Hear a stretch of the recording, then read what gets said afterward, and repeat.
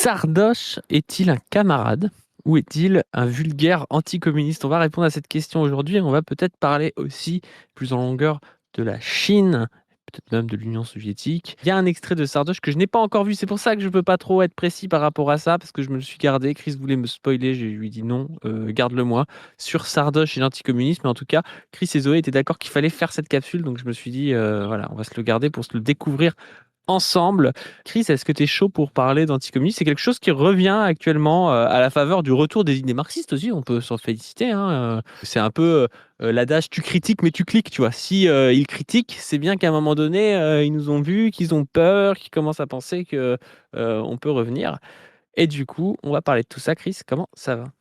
Bah, ça va. Mais comme tu dis, hein, moi je pense qu'effectivement, s'il y a de l'anticommunisme, c'est qu'un spectre hante le monde aujourd'hui. C'est pas seulement. Tu te rappelles quand Marx écrivait ça dans le Début du manifeste. manifeste. Ouais, il disait un spectre hante l'Europe. Alors à l'époque, l'Europe c'était le monde, a priori, tu vois. En tout cas, c'était le monde capitaliste. Mais je pense que là, un spectre hante le monde tout court. C'est le spectre du communisme, comme disait Marx. Et donc, il y a effectivement un anticommunisme. Tu le dis, on peut le voir, on va le voir là de manière assez idéologique et puis un petit peu, voilà, bon, limité, parce que c'est Sardoche, quoi, voilà. Mais on voit quand même une forme plus radicale et plus violente. Je pense par exemple à la répression syndicale, là, tu sais, que subit par exemple quelqu'un qui est loin d'être Lénine, quoi, Sophie Binet. Je sais pas si tu as vu passer ça, elle est attaquée par Tefal pour avoir dénoncé les conditions de travail et la façon dont ils font de la répression syndicale. Et voilà, donc elle va passer en procès, elle est mise en examen contre ça. Et donc c'est aussi beaucoup de syndicalistes qui, dans les entreprises, commencent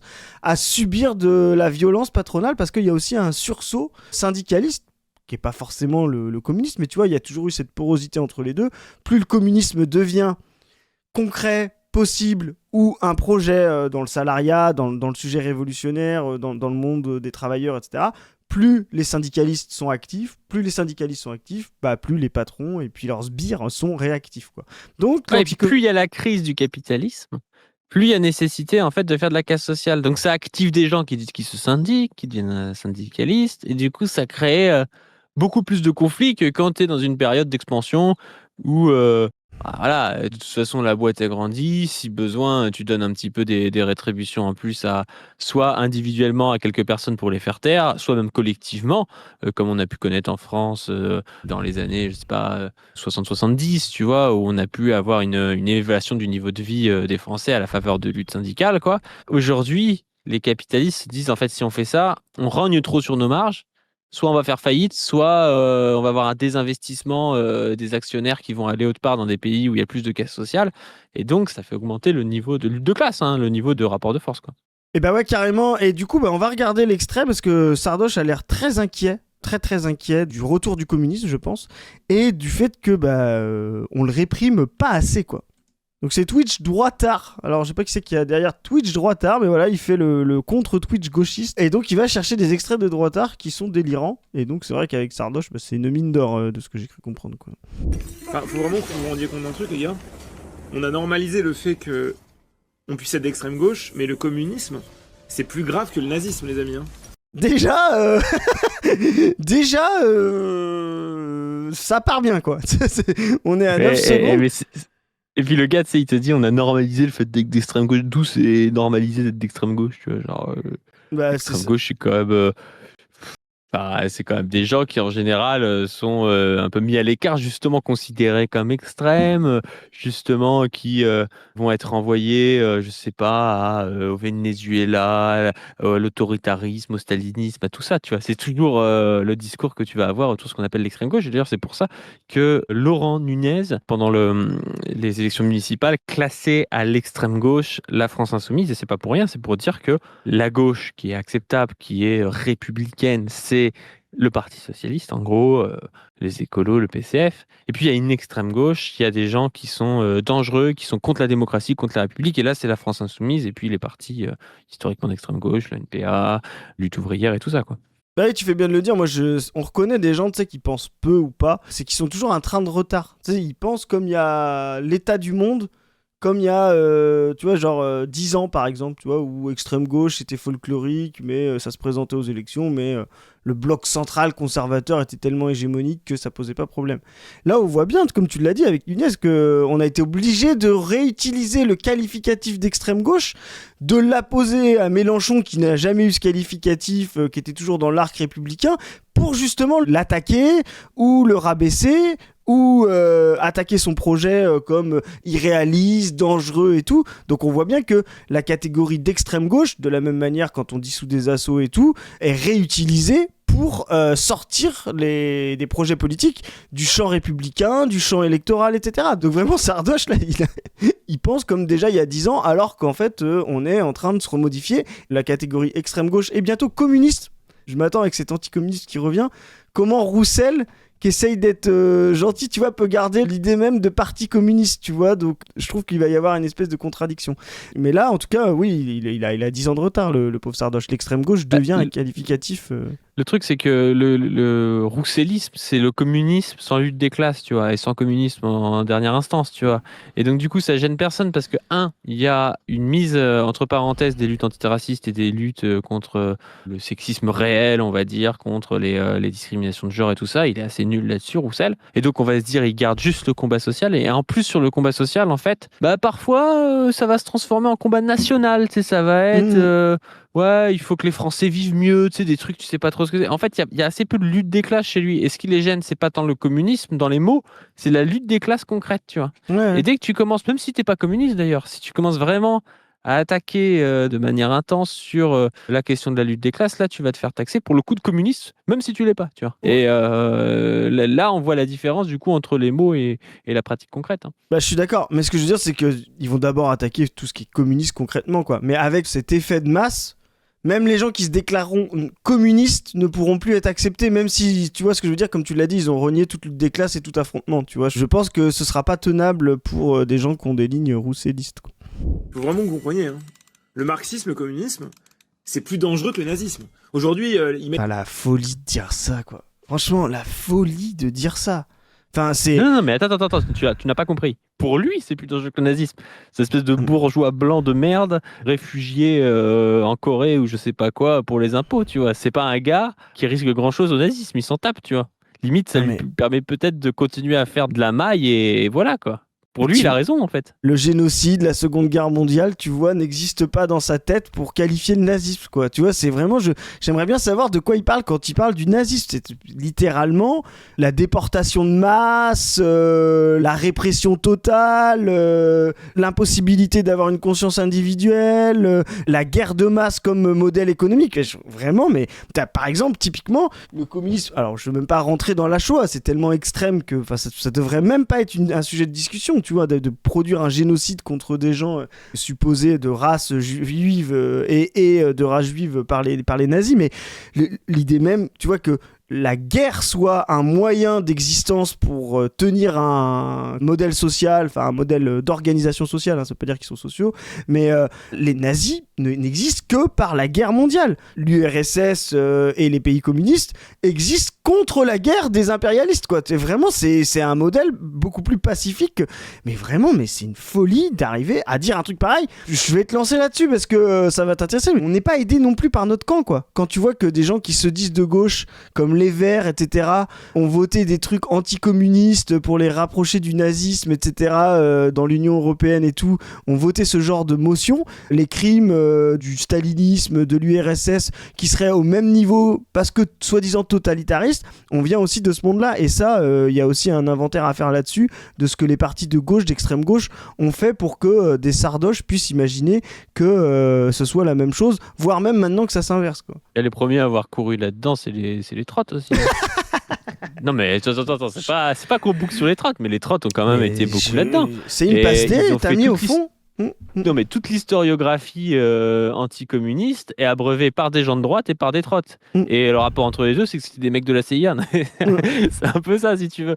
C'est-à-dire que les mecs sont matrixés par le fait de croire que s'ils tapent sur les communistes qui ont fait quelque chose dans l'histoire, c'est-à-dire les marxistes-léninistes et les maoïstes, ça va les mettre en avant. En fait, ça les met pas en avant, tu vois. Il y a personne qui devient trotte parce que tu as craché sur le communisme. C'est peut-être même l'inverse, tu vois. C'est-à-dire que quand tu commences à cracher sur l'URSS, sur la Chine communiste, sur, je sais pas, sur le Vietnam de Ho Chi Minh, sur ce que tu veux, ça fait pas adhérer les gens à des partis trotskistes, tu vois. Ce n'est pas vrai, tu vois. Mm. Eux, ils se disent oui, mais c'est parce qu'en fait, c'était le faux communiste. Non. Ça Ouais. nourrit juste une propagande anticommuniste qui finit par mettre sur un pied d'égalité les gens qui ont libéré l'Allemagne, des gens qui ont envahi toute l'Europe au nom d'une supposée race supérieure, tu vois, c'est quand même pas pareil.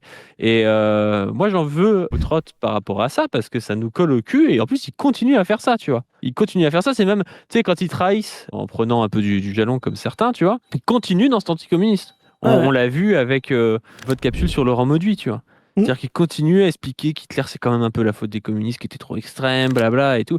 Et ça, c'est de la propagande qui vient justement de ce combat qu'a fait le jeu de l'atlantisme. Hein. Mais je suis d'accord, et en plus, comme tu le dis, si c'était des trotskistes là-bas, tu vois. Ah non, mais ça n'a rien à voir. Non, mais justement, c'est pour expliquer aux gens. Là, en fait, comme tu dis, quand ils se comportent comme ça, c'est comme s'ils se comportaient dans une entreprise. Imaginez, une entreprise, donc soumise aux lois de l'entreprise, il y a des syndicats, des CSE qui essayent de faire avancer certaines choses. Et c'est comme si vous n'êtes ni militant syndical, ni les délégués du personnel, et que vous allez voir tous vos collègues en disant « Eux, ils font n'importe quoi, c'est pas vraiment le syndicalisme et tout ». Vous croyez que vous poussez les gens à s'intéresser aux syndicats, aux CSE, à leur lutte, à ce qu'ils font, etc. Ou vous faites inconsciemment le jeu du patron en faisant croire que ça ne sert à rien de s'adresser aux syndicalistes ou aux délégués du personnel pour pouvoir contrecarrer la pression des bourgeois. Bah, c'est exactement la même chose. Quand vous êtes dans le centre impérialiste, capitaliste absolu, et que vous commencez à critiquer les expériences concrètes, les chemins pour essayer de se battre contre l'impérialisme et le capitalisme, vous faites le jeu du centre. Vous faites le jeu du centre. Vous avez beau avoir... Non, mais moi, dans ma tête, je suis un vrai révolutionnaire et demain, je veux le capitaliste. Oui, mais en pratique, tu désespères les gens de la possibilité concrète que ça existe. Et tu l'as dit tout à l'heure, alors on le verra sûrement dans une autre capsule, mais il y a un anticommunisme concret qui est aussi en train de se faire, et c'est aussi pour ça que je pense que ça revient, c'est qu'il y a un pôle qui essaye de sortir des logiques capitalistes, qui essaye de s'opposer à l'impérialisme, qui essaye de retrouver un équilibre mondial, qui est la Chine, qui redevient un exemple concret de faire différemment du capitalisme. Et là, pareil, les trotskistes, ils vont tous dire « Ah non, mais la Chine, c'est un état capitaliste, dégénéré, c'est pas du socialisme, voilà. » Alors que c'est quand même un chemin de penser un extérieur au monde du marché capitaliste, un chemin vers plus de planification et de centralité, vers plus de démocratie différente de la démocratie libérale. Et là, aujourd'hui, on voit que la droite, l'extrême droite et ses relais idiots utiles, comme on pourrait dire, imbéciles utiles, tapent sur la Chine. Et vraiment, on a là, comme tu dis, la refabrication d'un anticommuniste par la sinophobie, quoi. Ouais, on l'a en Chine, on l'a aussi en Amérique du Sud. Hein, Ouais. On a traité pas mal de questions là-bas, où tu as le choix qui s'offre aux masses. Aujourd'hui, c'est une espèce de néolibéralisme autoritaire, voire même libéralisme plus classique que néolibéraliste, tu vois, que néolibéraux, c'est-à-dire des gens qui veulent juste abolir toute règle et revenir à un marché archaïque. Je sais pas si tu as vu ces images là en Argentine où ils ont essayé de faire le record du plus grand sandwich du monde et ils ont pas réussi parce qu'il y a des gars qui sont venus bouffer en fait des bouts de sandwich, tu vois. C'est quel niveau de famine dans ce pays qui est devenu un des pays les plus durs socialement d'Amérique du Sud en quelques années à cause de Milei, tu vois. Je dis pas que ça allait bien en Argentine avant, tu vois, mais là c'est devenu vraiment une catastrophe ce pays, tu vois. Et le choix qu'on pose aux masses, c'est ravir Milei, où on a parlé de Roberto Sanchez au Pérou, où on a parlé d'Evo Morales en Bolivie, ou je sais pas, Claudia Sheinbaum, Delcy Rodriguez ou quelqu'un comme ça, tu vois. Et la vraie question, elle se pose là, et pour lutter contre la gauche, l'anticommunisme est très utile, parce que ça permet de dire, regardez, les crimes, mais ils faisaient pareil d'ailleurs, hein, la droite et les trottes avec Maduro, ils faisaient pareil avec Evo Morales, enfin, je veux dire, ils faisaient pareil avec tous ces gens-là, tu vois. L'espèce d'idéalisation qui peut être romantique et belle, tu vois, qui peut être de dire oui, ils vont pas assez loin. Moi, je suis d'accord. Evo Morales, c'est pas, il a pas fait non plus ce qu'a fait Lénine en URSS, tu vois, mais il avait pas les mêmes conditions, il héritait pas du même territoire et il a fait ce qu'il pouvait, tu vois. Et ce qu'il faut voir, c'est est-ce que la personne va dans le bon sens. Et pour voir ça, il y a une chose qui est assez claire, c'est est-ce que la CIA veut s'en débarrasser? Est-ce qu'il y a des plans actifs pour essayer? Non, mais c'est vrai, tu vois. Bah À oui, partir c'est du du moment où concret. tu commences à emmerder les impérialistes, c'est déjà quelque chose d'intéressant, tu vois. Je dis pas que tous les mecs sont intéressants. Moi, on parle parfois sur la chaîne d'Ibrahim Traoré, tu vois. Ibrahim Traoré, moi, c'est un personnage, tu sais, un jour, il va être progressiste, le lendemain, il va dire qu'il n'y a pas d'homosexuels dans son pays, tu vois. Enfin, il y a des choses qui sont critiquable sur Ibrahim Traoré, mais jamais j'irai critiquer Ibrahim Traoré pour faire le jeu de la France-Afrique en disant regardez, c'est un homophobe ou je sais pas quoi, tu vois, parce que tu sais très bien que c'est des gars qui sont plus homophobes que lui qui disent ça et qui disent ça pour déstabiliser le pays et essayer de récupérer la main sur le Burkina Faso, tu vois. C'est Et ça. donc, quand tu es un anti-impérialiste, tu es bien obligé de comprendre qu'il y a tes idées, qui sont d'ailleurs peut-être pas tout le temps les bonnes, tu vois, qu'il y a tes idéaux, puis qu'il y a des rapports de force concrets et que parfois, eh ben, il y a des gens qu'il faut soutenir ou au moins ne pas critiquer depuis le centre impérialiste, des gens qui factuellement sont des opposants à l'impérialisme. Ça veut pas dire qu'il faut les brosser dans le sens du poil et puis dire que tout ce qu'ils disent est parfait, tu vois, mais au moins avoir cette décence-là, et même pas si on n'a pas de décence, ce pragmatisme et cette stratégie-là, parce qu'en fait, ça n'apportera rien à part de la déstabilisation et de la lutte contre le progrès social international, tu vois. Ouais, et puis tu peux relever des contradictions, secondaires chez Ibrahim Traoré, voilà, et de montrer que son homophobie est presque une allégeance à une forme de pensée de la périphérie par le centre, tu vois, c'est presque un conservatisme de la stabilité centre-périphérie, mais que tout ce qui va faire contre la France-Afrique, etc., est principal comme contradiction et qu'il faut soutenir, tu vois, et tu peux avoir cette articulation-là. Et l'articulation impérialiste, ce serait de dire, tant qu'il ne ressemble pas à la totalité de ce que nous, au centre, on voudrait, alors on le rejette, quoi. Et ça, c'est vraiment cette non-articulation qu'il faut faire. Et moi, je vais revendiquer un truc, on s'est fait trop chier à la gueule pour, tu sais, genre, ce faux concept de campisme, voilà.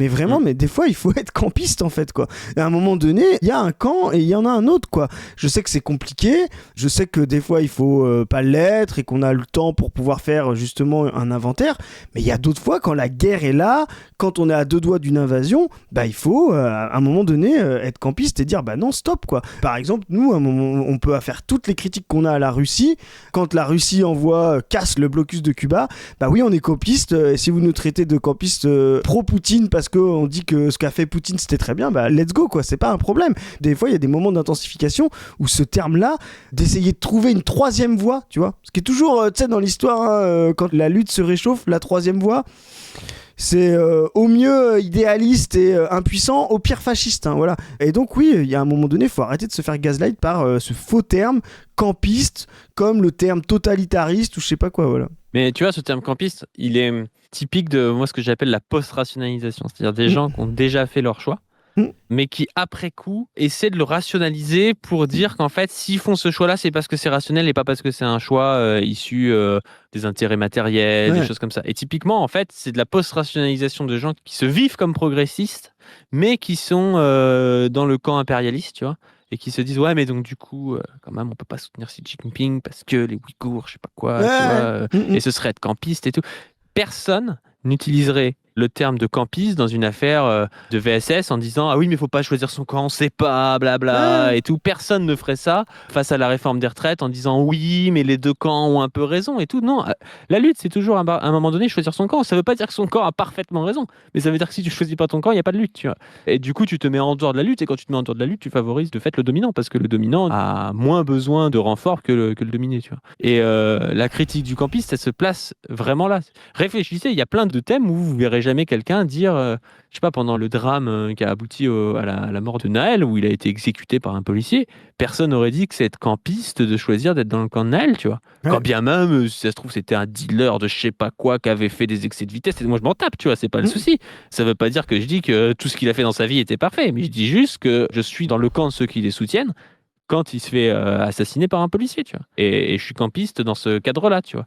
Donc quand vous commencez à parler de campisme sur l'international, c'est que vous avez en fait fait un choix par rapport à votre conscience impérialiste, mais que vous refusez de l'exprimer vraiment en disant non, mais c'est parce que quand même on est supérieur, blabla, et que vous préférez dire qu'il faut pas être campiste, quoi. Après, qu'on soit clair, il y a des faux camps aussi. Il y a des camps qui croient s'opposer justement au centre et qui ne le sont pas du tout. Donc il faut être... Il y a des gens qui choisissent, comme tu dis, des gens en allégeance complète au centre impérialiste et qui se font passer pour des anti-impérialistes. Et ça, il faut débusquer les faux camps. Mais à un moment donné, quand le combat est clair, etc., qu'on est vraiment centre-périphérie, bah, c'est normalement, à un moment donné, vous êtes obligé de choisir.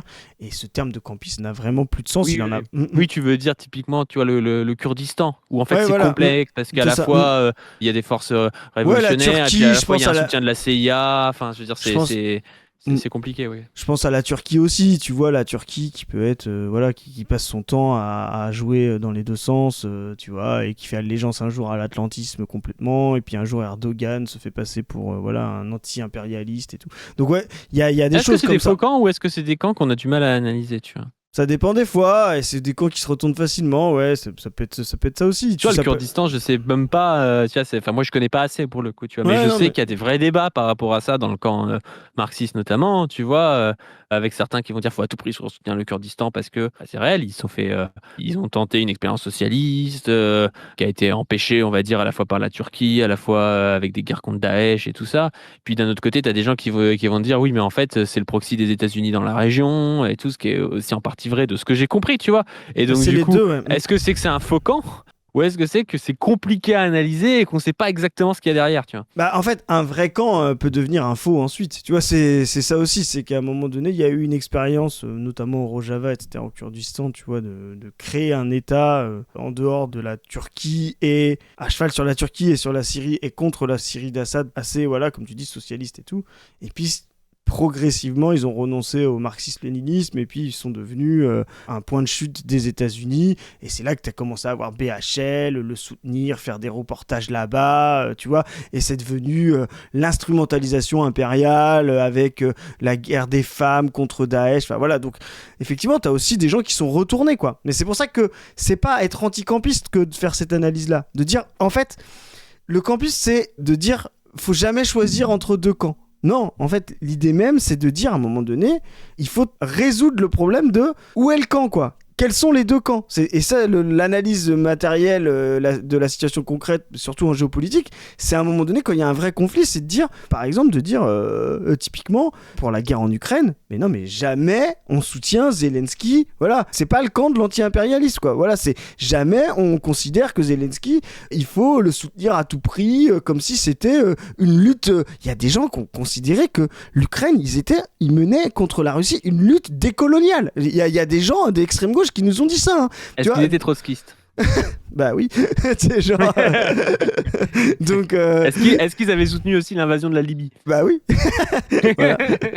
Donc tu vois, et bon, on voit aujourd'hui. Donc à un moment, tu te dis, mais non, mais ce camp-là, c'est pas possible. Ce n'est juste pas possible. Et ça veut pas dire, pour le coup, là, que tu soutiens l'invasion russe. Mais tu soutiens les positions anti-impérialistes de tous les pays impérialistes, notamment par exemple le pôle comme avec la Chine, d'arrêter la guerre, quoi. C'était le maximum à faire. Il y avait une guerre entre deux nations impériales et le camp anti-impérialiste, c'est d'arrêter la guerre, voilà.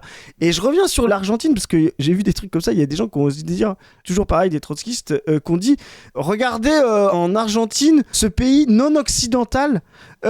Parce qu'il est sous pression du FMI. Les trotskistes sont hyper importants avec, je sais plus comment ça, enfin, soi-disant hyper importants avec. Pour eux, l'Occident, c'est une géographie. Pour eux, l'Occident, c'est une géographie. Mais vraiment, mais vous comprenez pas que l'Argentine, c'est un pays du centre, mais périphérique. L'Argentine, c'est la Grèce. Si vous me parlez de ouais mais le FMI, ouais mais ils font des expériences là-bas, l'Argentine a toujours été le pays le plus occidental de l'Amérique du Sud, là où il y a le plus d'intérêt et d'économie de marché standard, c'est pour ça qu'ils font les plus grosses expériences là-bas. Ce qui se passe en Argentine aujourd'hui, c'est ce qui s'est passé, c'est les mécanismes du centre sur le centre périphérique et non pas la périphérie totale. Vraiment, la périphérie, vraiment, c'est plutôt le Venezuela, les pays africains, tu parlais tout à l'heure du Burkina Faso, etc., ou des pays asiatiques, voilà. Mais là, on parle du centre périphérique ou de la périphérie du centre, je sais pas trop comment on peut dire. Mais l'Argentine, ce qu'elle vit aujourd'hui, c'est ce qu'a vécu la Grèce en 2012, 2013, 2014, 2015. C'est la même chose, c'est les mêmes acteurs, le FMI, les banques, la restructuration des dettes, le libertarianisme, le dollar au lieu de l'euro, mais c'est la même chose. Et l'Argentine est un pays totalement occidental, quoi. Mettre des étiquettes facho, nazis, etc. Les totalitaires, c'est LFI. Les dangers communistes, c'est LFI. Il y a vraiment un bingo, quoi. Hein. Les totalitaires, les dangers. C'est trop bien, il dit mettre des étiquettes. Le gars est en train de minimiser le nazisme, il dit je comprends pas, il y a des gars qui mettent des étiquettes facho.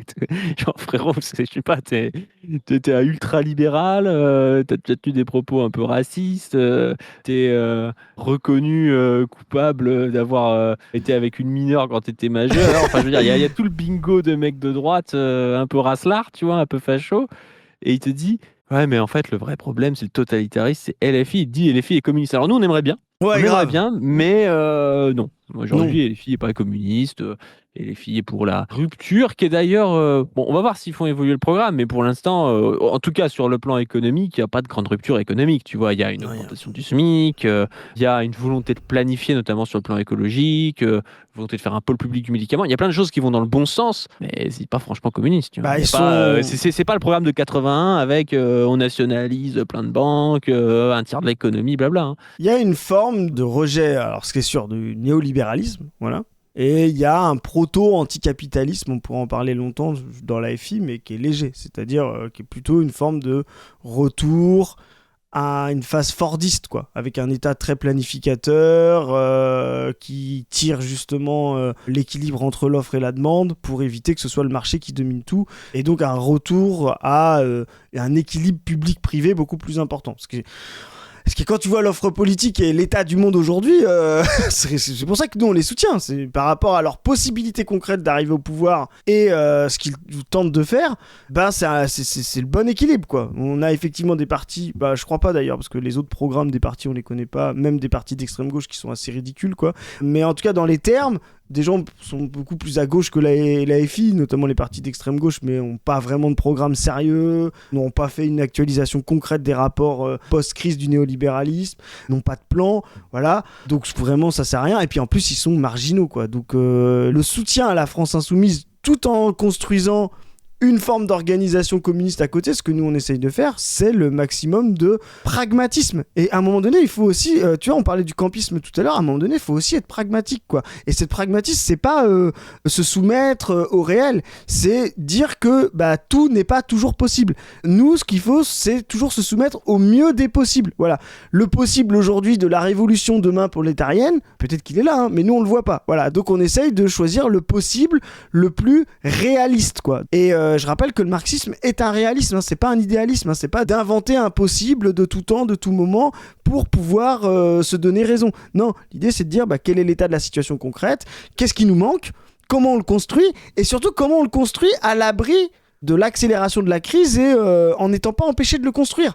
Et là, la France insoumise nous permet aussi de gagner du temps vers peut-être la construction d'un appareil de masse beaucoup plus radical pour vraiment être anticapitaliste, pour le coup, pour vraiment être communiste. Les gars, Pol Pot, il a été éduqué à Paris. Hein. Il n'y a rien qui va. Pol Pot, je crois que c'est le seul gars que aucun communiste revendique. C'est un mec soutenu par la CIA pour casser les couilles aux Vietnamiens et aux communistes Chinois. et pour justement et aux Chinois, ouais, pour éviter en fait que toute l'Asie tombe entre les mains de l'influence chinoise ou soviétique, quoi. Et c'est un gars qui a tout le bingo de retour à la terre. Tu sais, il y a vraiment une pensée pour le coup qui se rapproche beaucoup plus du fascisme que du communisme chez Pol Pot, tu vois. Retour à la terre contre les intellectuels, le vrai travail et tout. On entend plus une pensée à la Heidegger qu'une pensée à la Karl Marx là-dedans, quoi. C'est du national-socialisme, ouais, c'est vrai que c'est vraiment ça. Mais en plus, le pire, c'est que ce type parle en jouant aux jeux vidéo, je suis pas très sérieux, mais... Ce qu'il comprend pas, c'est que Pol Pot pouvait pas se revendiquer du fascisme ou du nazisme au moment où il arrive, après la Seconde Guerre mondiale, au Cambodge, tu vois. C'est ça. Et donc, forcément, il va se réclamer du communisme parce que toutes les révolutions dans la région se réclament du communisme, tu vois. Le problème, c'est est-ce que parce qu'un communiste te dit qu'il est nazi, il devient nazi, ou est-ce que un nazi te dit qu'il est communiste, il devient communiste, tu vois. C'est ça la vraie question. Oui, si tu en crois ce que te disent les gens, à ce moment-là, tu peux dire aussi Hitler, il était socialiste, il dit qu'il est socialiste, tu vois. Mais sauf qu'Hitler, il est pas socialiste, tu vois. Bah, Factuellement, il ne l'est pas, tu vois. Tu regardes qui soutient Pol Pot et ce qu'il fait, tu te rends bien compte que c'est pas du communisme. Et c'est pas pour dire que toute personne qui aurait fait des violences dans l'histoire ne serait pas communiste, tu vois. Genre, il y a des moments de l'histoire de Chine qui sont extrêmement violentes, même sous Mao, même si ce sont un peu des racontards, hein, mais on y reviendra. Non, mais il y a des moments violents dans l'histoire du communisme, mais la visée maoïste ou la visée stalinienne sont des visées communistes. La visée de Pol Pot n'est pas une visée communiste, tu vois. Et c'est pour ça qu'on le rejette totalement, tu vois. C'est pas pour dire ah oui, mais en fait dès qu'il y a un gars qu'on n'aime pas, on le retire de notre camp. La visée de Pol Pot n'est pas communiste. C'est ça. En plus, c'est documenté que c'était la CIA. Mais je pense que par rapport à ce qu'il a dit en intro, le fait qu'il se revendique du communisme et pas du nazisme, c'est pire, quoi. Si Pol Pot s'était revendiqué du nazisme, comme tu dis, peut-être que... il n'y aurait pas de problème, hein. Voilà. C'est le Parti communiste français qui lui a donné les valeurs qui lui a permis de tuer 3 millions de personnes. Hein. Aujourd'hui, il y a eu plus de morts à cause du communisme que du nazisme dans les dernières années, largement.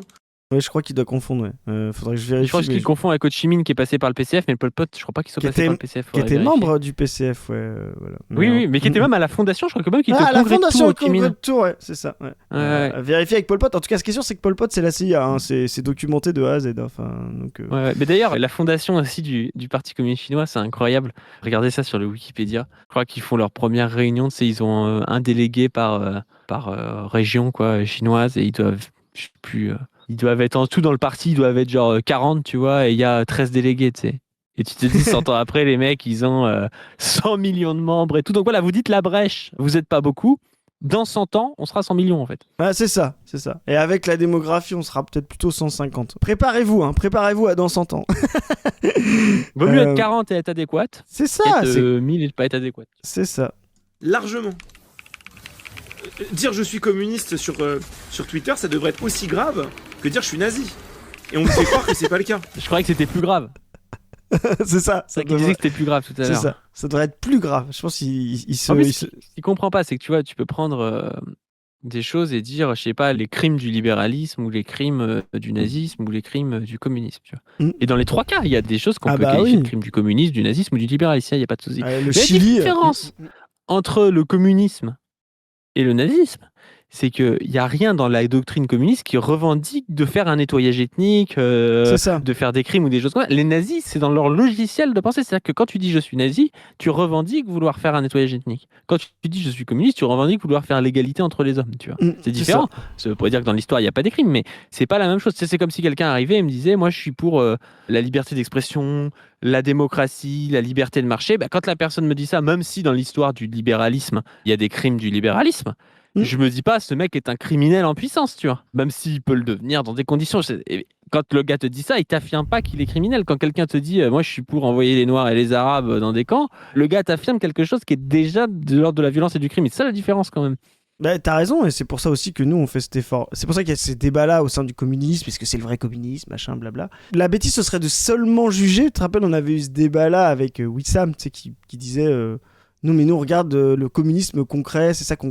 Mais il faut jamais juger les choses par rapport simplement à leur concret. Comme tu dis, il faut les juger aussi par rapport à leur visée et montrer qu'il y a des contradictions. C'est pour ça que nous, les communistes, par exemple, dans l'histoire, on ne rejette jamais la pensée bourgeoise progressiste pour l'individu, pour les droits, pour l'émancipation individuelle, mais on va montrer son incapacité à l'incarner, c'est-à-dire ses contradictions. Comme tu l'as dit, il y a une part du libéralisme, le respect de l'individu, le respect de la liberté d'opinion, de la liberté d'expression, qui est au cœur même et que nous, on veut réintégrer au projet communiste. Donc on va montrer cette contradiction, et on va aussi montrer la contradiction des communistes. La pensée réactionnaire, elle s'affirme direct comme une pensée réactionnaire, que tu as dit, qui hiérarchise les races, qui est anti-universaliste. L'universalisme, c'est un bon truc. On peut pas rejeter l'universalisme ou même rejeter la modernité en disant ah bah oui, elle a construit l'esclavage ou elle a construit. Non, elle montre aussi une nouvelle forme de possibilité d'unité de l'humanité concrète. Voilà. On doit voir ces contradictions et on doit voir comment on la rend concrète, l'universalisme de la même manière, on a une transmodernité ou un universalisme réel, voilà. C'est au cœur même de la contradiction que, justement, de montrer pourquoi il y a des crimes, que ça n'est pas forcément tout de suite attaché au libéralisme. Il y a le livre de Losurdo, par exemple, il est très intéressant là-dessus, parce qu'il tombe pas dans cet écueil-là, et il montre justement que, bah oui, en fait, c'est une classe sociale qui s'accapare ce terme-là, et qui, de par son rapport de production, la façon dont elle se reproduit, ne peut pas le mettre en place concrètement, parce que c'est la contradiction fondamentale entre ses idéaux et sa pratique, quoi. Et donc, la résolution, c'est de dire comment on arrive à mettre ces idéaux en puissance sans reprendre la pratique bourgeoise. Donc, il y a cette contradiction-là, ce qu'il n'y a pas dans le nazisme. Le nazisme est un projet cohérent, on l'a dit tout à l'heure, parce qu'il y a la race, parce qu'il y a la hiérarchie, et ben, on peut faire la guerre, la déportation de masse et les génocides. Voilà, c'est cohérent de A à Z, et la visée et la réalisation est totalement alignée, quoi.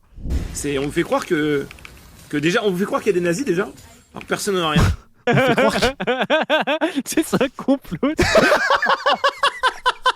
Ouais, on fait croire qu'il y a eu des nazis. Tu sais, le mec, il y a quand même une offensive. C'est pas forcément des nazis, je veux dire, mais il y a une internationale réactionnaire. Je veux dire, il y a quand même une montée de la droite dans le monde, tu vois. Et les mecs te diront, on fait croire que.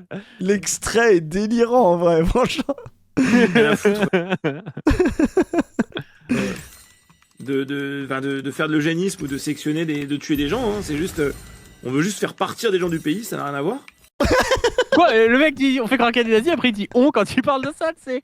Il dit on fait croire qu'il y aurait des nazis, mais non, mais nous on veut pas, voilà, c'est pas qu'on veut faire de l'eugénisme, on veut faire partir des gens du pays, tu vois. Ouais. Alors Et puis- déjà, c'est quand même une forme d'eugénisme dans le sens où tu veux quand même purifier la nation de certains types de personnes, tu vois. Et typiquement, moi j'aimerais pas avoir son avis sur le handicap, ou c'est- des choses comme ça, parce que je pense qu'il est eugéniste aussi. Mais c'est surtout qu'en plus, le gars, il dit, comprenez bien le niveau de ces gens-là. Le gars, il te dit, on veut pas faire de l'eugénisme, mais on veut les envoyer dans un endroit où l'espérance de vie, parce qu'il y a un sous-développement maintenu par la contradiction centre-périphérie de l'impérialisme, où l'espérance de vie en bonne santé est de 30 ans en moins. À la fin, ça reste un eugénisme sardoche, tu vois. Que tu tues directement la personne ou que tu l'envoies dans un endroit pour qu'elle meure, tu vois, ce qu'on faisait sous la Grèce antique, tu vois ce que je veux dire. À la fin, c'est pareil, hein, tu vois, personne ne voit la différence. Vraiment, c'est la folie du gars, quoi. Vraiment, la folie du gars. Et des gens illégaux, hein, donc des gens qui n'ont même pas de papier, hein. On veut juste surveiller nos frontières. Et il faut vraiment se rendre compte. Les gens, Des gens illégaux.